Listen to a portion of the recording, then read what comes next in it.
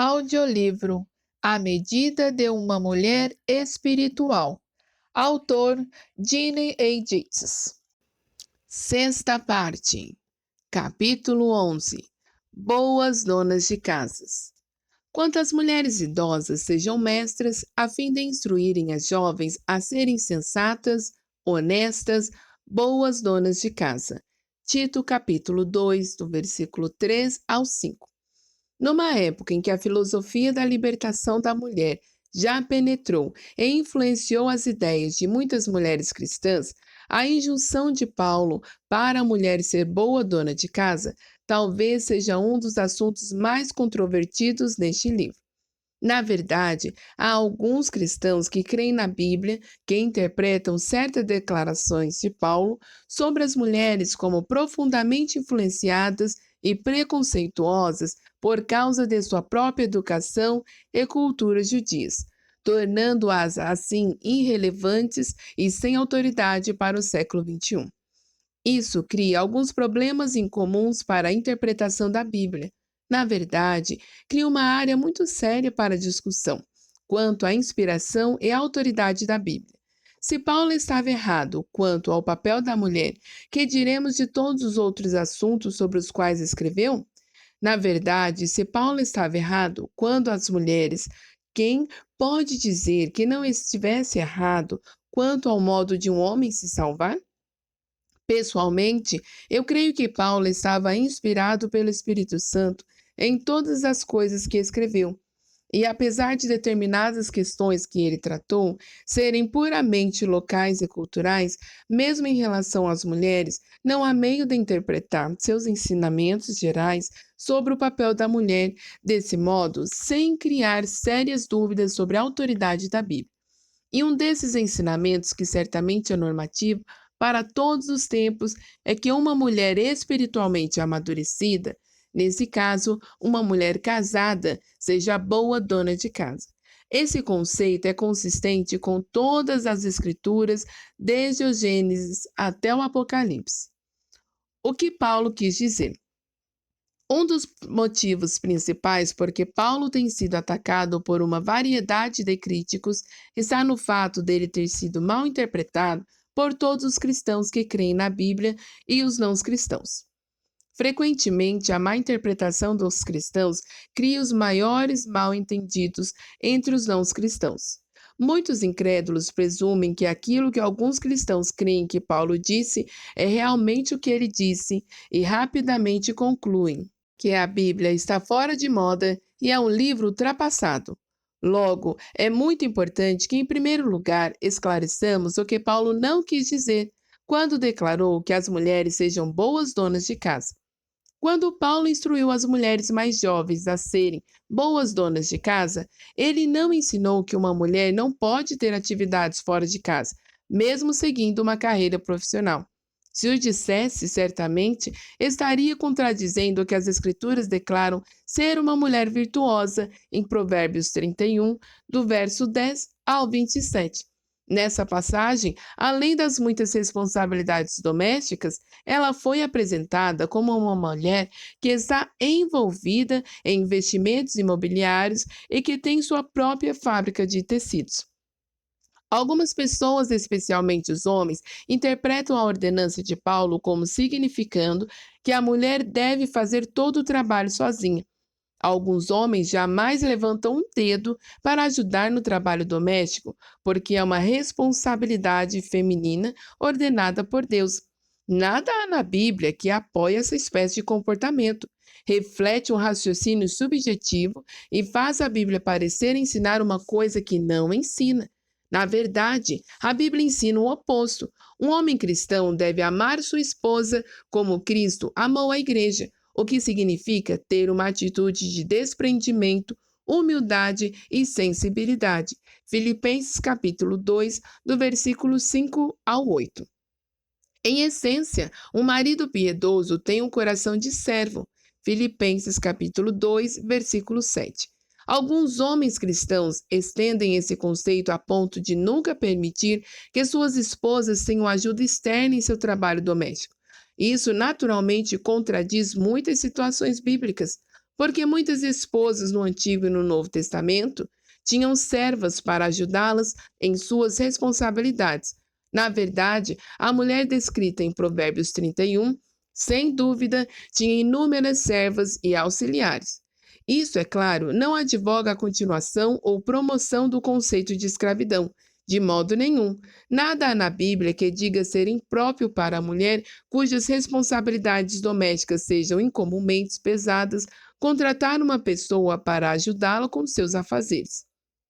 Obviamente, a situação financeira da família é um respaldo importante para verificar essa possibilidade. Por causa de algumas declarações diretas de Paulo sobre o papel da mulher, alguns interpretam que ele está classificando as mulheres como cidadãs de segunda categoria. Mas se esquece de que o mesmo homem que escreveu, porque também o homem não foi criado por causa da mulher, e sim a mulher por causa do homem, em 1 Coríntios capítulo 11, versículo 9, também escreveu: não pode haver judeu, nem grego, nem escravo, nem liberto, nem homem, nem mulher, porque todos vós sois um em Cristo Jesus. Gálatas capítulo 3, versículo 28. Aos olhos de Deus, a posição espiritual da mulher em Cristo não difere da posição do homem. Na verdade, são como se fossem um. Não há diferenças sexuais. Contudo, conforme veremos, Deus estabeleceu um desempenho temporal e funcional para as mulheres, espiritualmente por causa do princípio do pecado que opera no mundo. Mas isso de modo nenhum as transforma em cidadãs de segunda categoria. Resumindo, ser dona de casa não é uma tarefa inferior, que vem depois do ganha-pão. Além disso, esse papel estabelecido por Deus não deve restringi-las em outras tarefas. Algumas mulheres cristãs sofrem de complexo de inferioridade.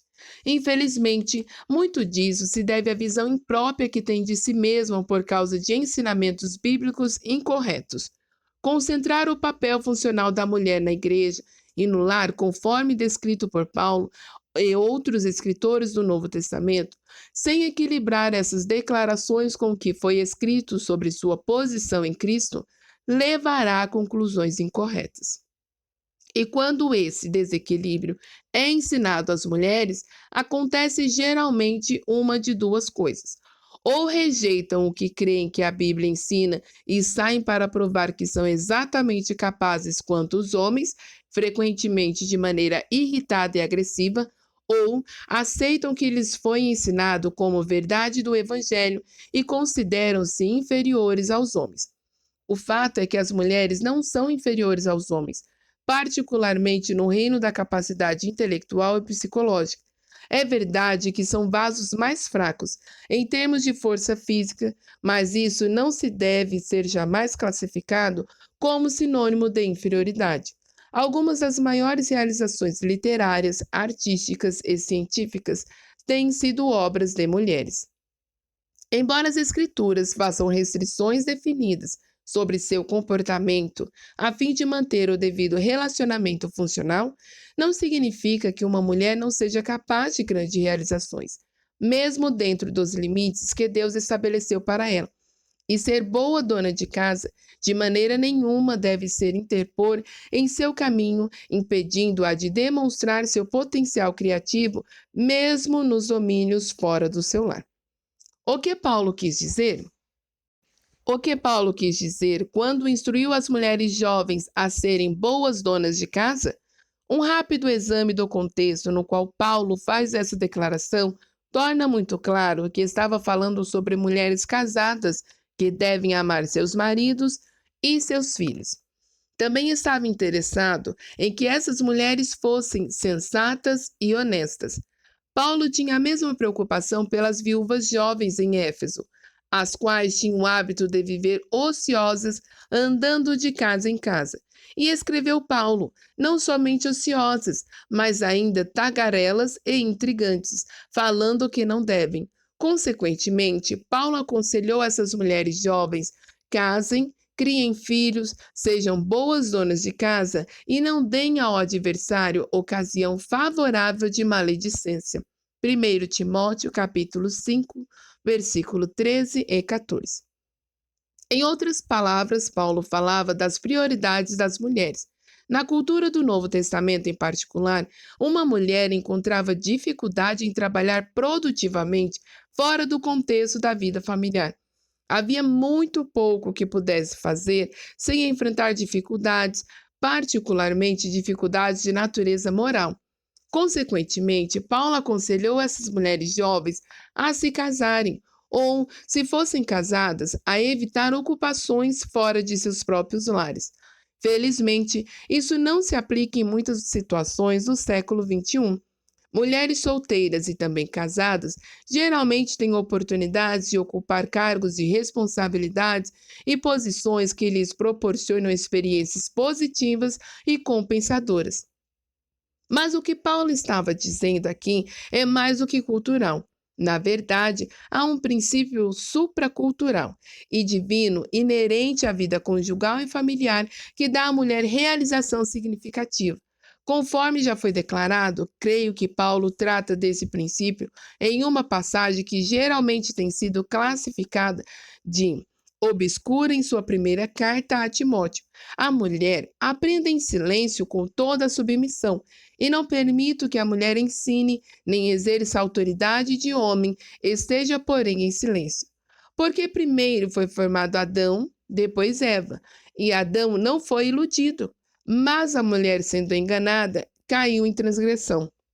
Todavia, e essa é a declaração significativa, será preservada através de sua missão de mãe, se ela permanecer em fé e amor e significação com bom senso. 1 Timóteo, capítulo 2, do versículo 11 ao 15. O que Paulo estaria querendo dizer com essa declaração final? Tem havido muitas interpretações. Creio que Paulo está falando da realização que uma mulher pode experimentar sendo boa esposa e mãe. Mas observe, não é ser só esposa e mãe que dá realização, mas ser mulher de fé e amor e santificação. Em outras palavras, uma esposa e mãe cristã. Aqui jaz a dimensão supracultural. Deus ordenou que a mulher descobrisse sua mais plena satisfação e senso de realização, criando uma família segundo a vontade de Deus. Resistir a esse processo é trabalhar contra o princípio divino estabelecido pelo Deus do universo. Resumindo, então, quando uma mulher escolhe ser esposa e mãe, escolhe um papel claramente ordenado por Deus, desde o começo da criação, e particularmente depois da queda. O plano de Deus é que a prioridade da mulher casada seja o lar. A prioridade do seu marido é ser o provedor.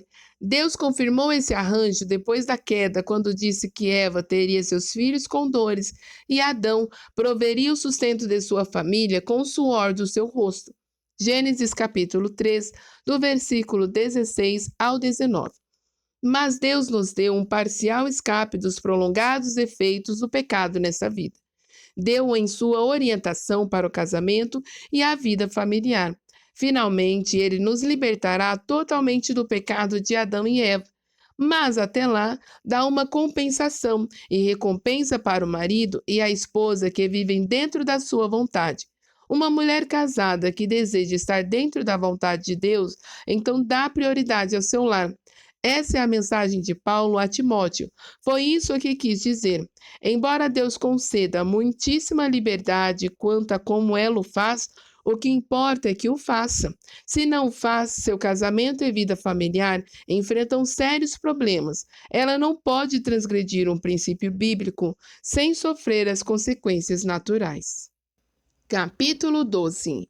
Bondosas. Quantas mulheres idosas sejam mestras a fim de instruírem as jovens a serem bondosas. Tito, capítulo 2, do versículo 3 ao 5. Em Jope havia uma discípula chamada Tabita, que significa Dorcas, que estava sempre fazendo bem e ajudando aos pobres. Ela ficou doente e morreu. Seu corpo foi lavado e colocado num quarto no andar de cima. Outros discípulos em Jope ouviram contar que Pedro estava em Lida, não muito longe de Jope. Por isso, mandaram 2 homens para buscá-lo, insistindo: por favor, não demorem. Pedro atendeu e foi com eles. Tendo chegado, conduziram-no para o cenáculo, e todas as viúvas o cercaram chorando, e lhe mostraram-lhe túnicas e vestidos que Dorca fizera enquanto estava com elas. Atos capítulo 9, versículo 39. O que começou com uma história muito triste, terminou com grande agitação e alegria e conversões a Jesus Cristo. Pedro, no poder do Espírito Santo, ressuscitou Dorcas e, consequentemente, muitos creram no Senhor. Atos capítulo 9, do versículo 36 a 43. O motivo principal por que Lucas registrou esse milagre no livro de Atos foi que muitos creram no Senhor. Os milagres tinham o desígnio básico de Deus de confirmar a mensagem da salvação. Hebreus capítulo 2, do versículo 2 ao 4. Mas há uma outra verdade importante que se destaca em alto relevo nessa história. Dorcas era uma bondosa mulher, uma mulher que ilustrava vivamente o que Paulo tinha em mente quando instruiu as mulheres mais velhas a ensinar as mais jovens a serem bondosas. Na verdade, a maioria dos tradutores da Bíblia usa a palavra bem para expressar o que Paulo quis dizer na linguagem do seu tempo. E Lucas nos diz que Dorcas estava sempre fazendo o bem. A palavra grega básica ágatos, que Lucas usou para descrever Dorcas e Paulo para descrever as mulheres cristãs amadurecidas, significa destacar-se sob todos os aspectos, ser notável e ser boa. Ágatos, no Novo Testamento, descreve não só pessoas, mas também coisas, condições, feitos, tempos e estações. Quando usada para descrever pessoas, a palavra é às vezes empregada num sentido mais estreito. Uma pessoa que é benevolente, bondosa ou generosa. Isso explica porque os tradutores da Nova Versão Internacional usaram a palavra bondosa para transmitir a ideia de ágatos. Sem dúvida, Dorcas se destaca nas Escrituras como ilustração única da espécie de mulher que Paulo descrevia. Suas boas obras incluíam ajuda aos pobres, e mais adiante, na mesma passagem, somos informadas como ela fazia. As viúvas que se reuniram para chorar sua morte tinham nas mãos túnicas e vestidos que Dorcas fizera para elas. Ela foi uma mulher boa e generosa que usou seus dotes de costureira para atender às necessidades dos outros.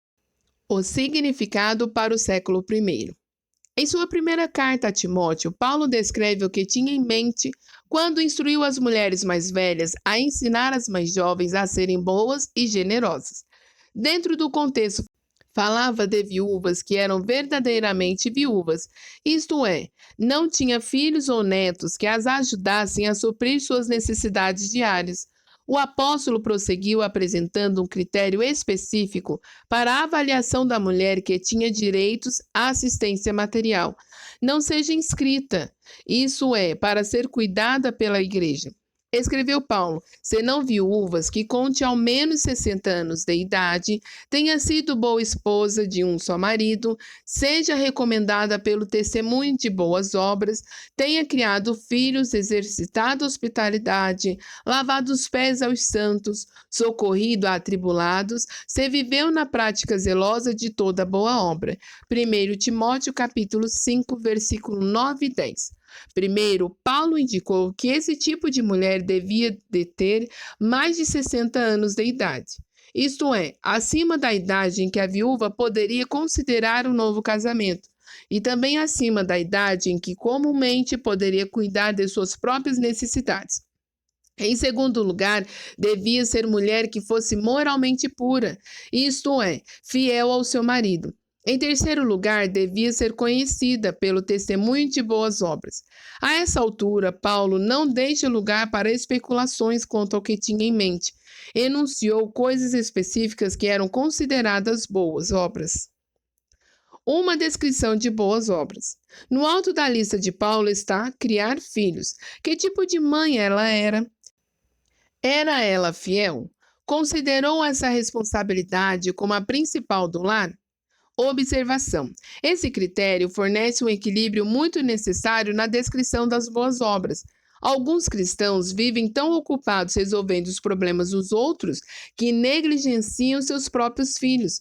Para ter certeza de que isso não acontecia e antes de descrever as outras boas obras, Paulo especificou que criar filhos devia ser a prioridade.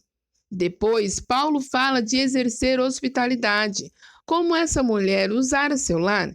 Ela o partilhara com os outros? Fora desprendida com suas bênçãos materiais?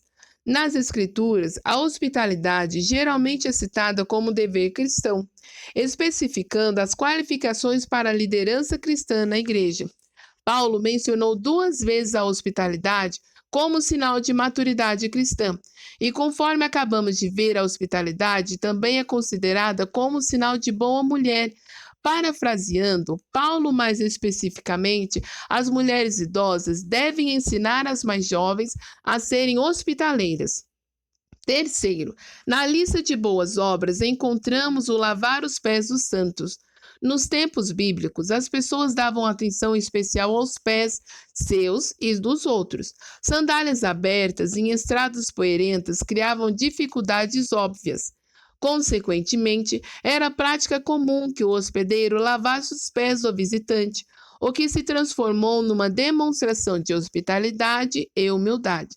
Jesus Cristo demonstrou esse ponto dramaticamente quando se inclinou para lavar os pés dos seus discípulos em João capítulo 13, do versículo 4 ao 15.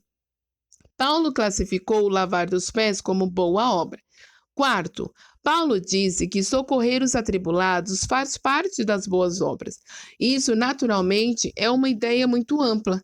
Ajudar os que estão em dificuldades inclui qualquer espécie de dificuldade e envolve quase todo tipo de assistência.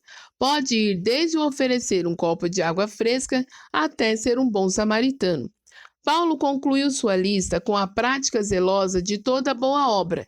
Essa declaração é apenas uma extensão da ideia ampla que acabou de ser exposta.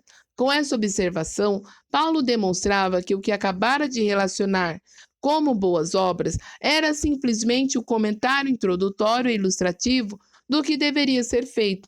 E é exatamente isso. O que poderia ser boas obras numa situação talvez fosse relevante em outra. E, além disso, o que poderia ter sido boa obra, obra na cultura do século I, talvez não fosse mais necessário em nossa civilização do século XXI. Tal como lavar os pés dos santos.